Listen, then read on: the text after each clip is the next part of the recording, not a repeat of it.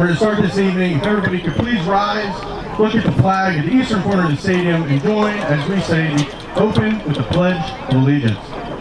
Everyone please remove your hats.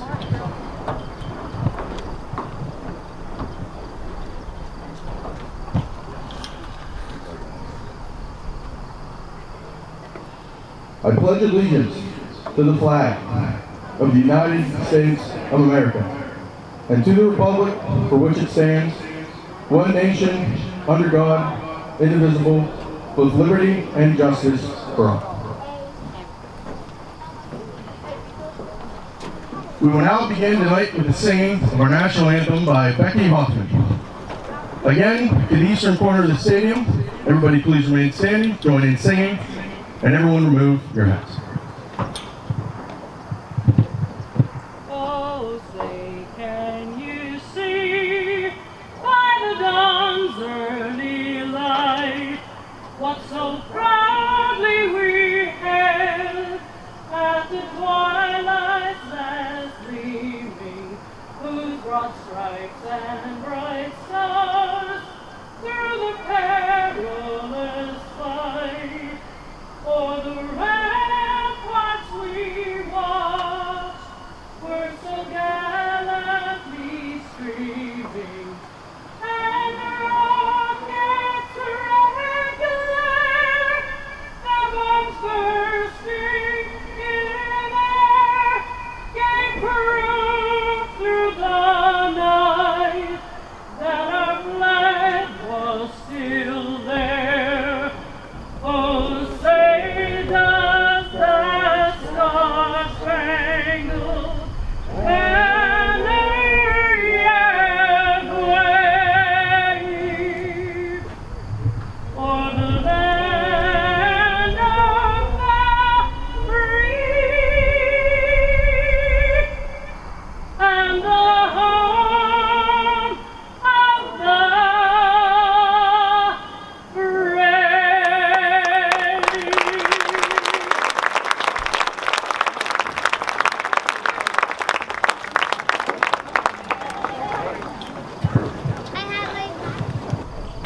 Now, ladies and gentlemen, we welcome the West Middlesex Chamber Singers under direction of Kelly Burlett, accompanied by Joseph Bandai. They are performing Song for the Unknown Hero by Joe Martin.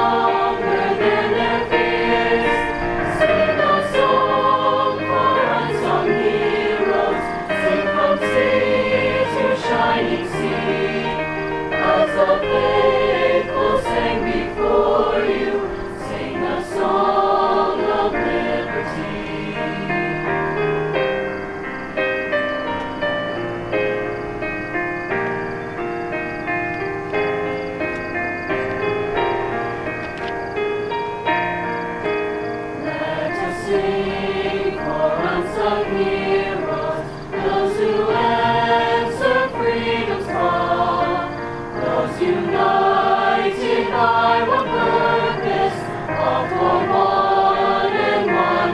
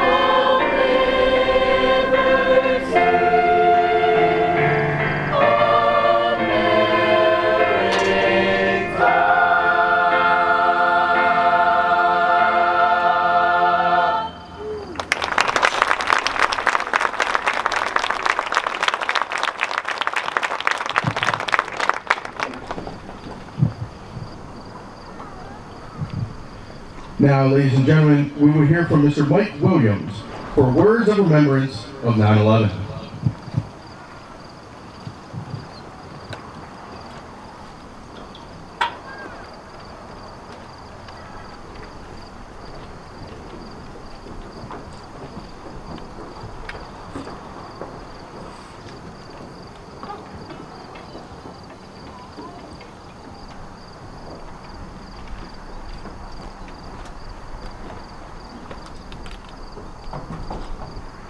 At 8:46 a.m., I was teaching 8th grade geography when the news came.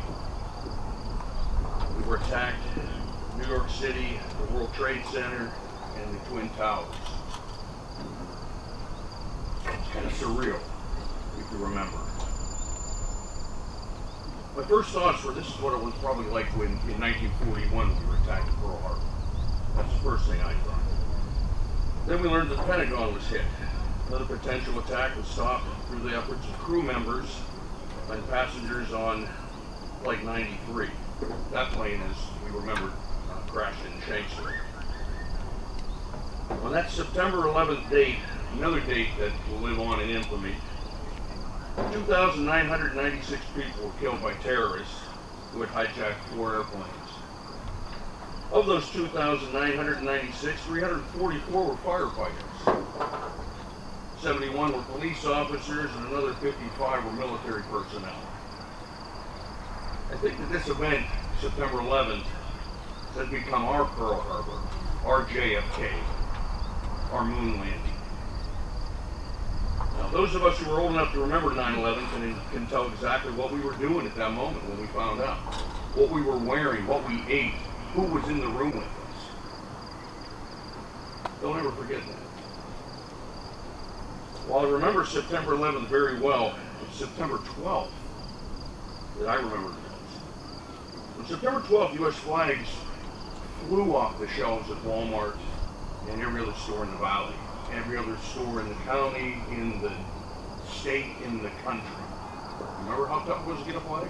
If you didn't have one? We hugged our families, we hugged our friends, we hugged people in Walmart we had never met before. We flew our flag high, we flew it proudly. On September 12th, we were not Republicans nor Democrats, we were not Catholic or Protestant, not Steelers or Browns. We were Americans. We were pissed off. We were scared. We had resolve, and we wanted payback. We wanted somebody to get even. When George W. Bush, our President of the United States at the time, appeared at Yankee Stadium wearing that New York City Fire Department jacket.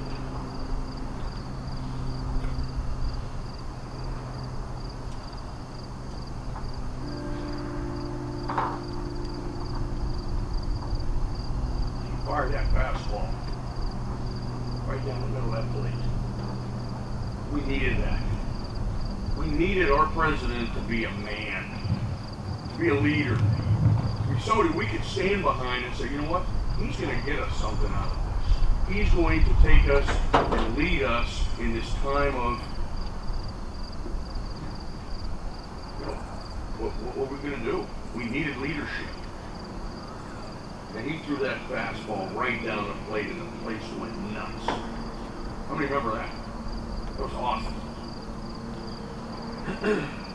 I'll always remember September 11th.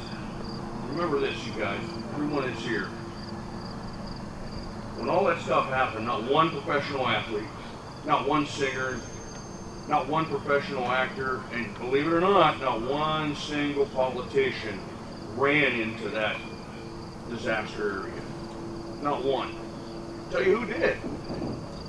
Our U.S. military, our police officers, and our firefighters, just like we've always had in this country. America is as strong as our fire department, our police department, and our military. Don't ever forget that. Those are our backbone. Those are the people who we need.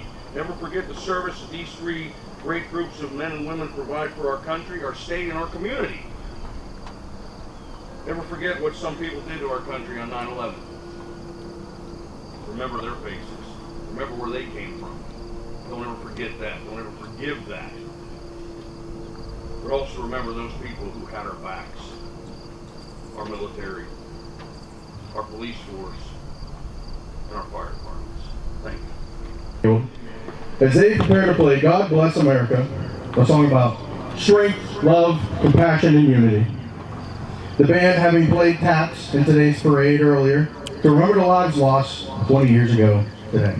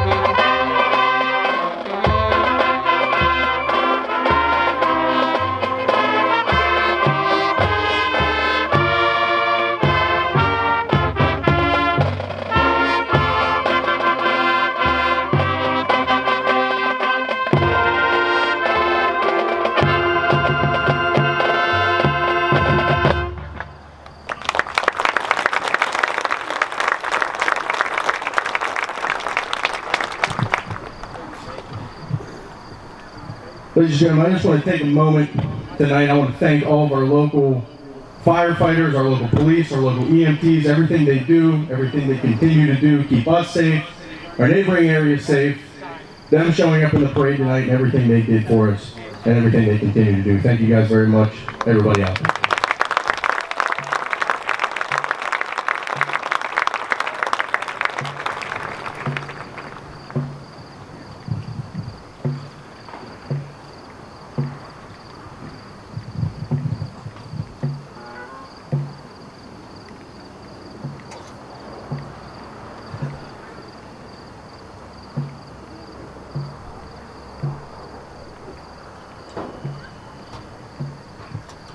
Now, ladies and gentlemen, please take a moment here, a moment of silence to reflect on the lives lost 20 years ago today, both in EMS, military, and all the innocent lives lost in those towers, Pentagon, and flight.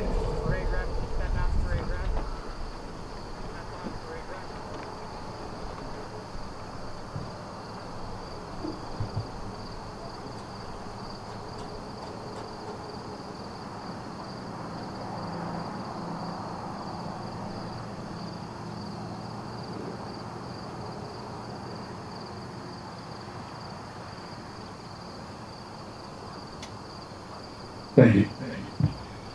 Now, in closure of tonight, we will have Mr. Aaron Armour play Amazing Grace on the bagpipes.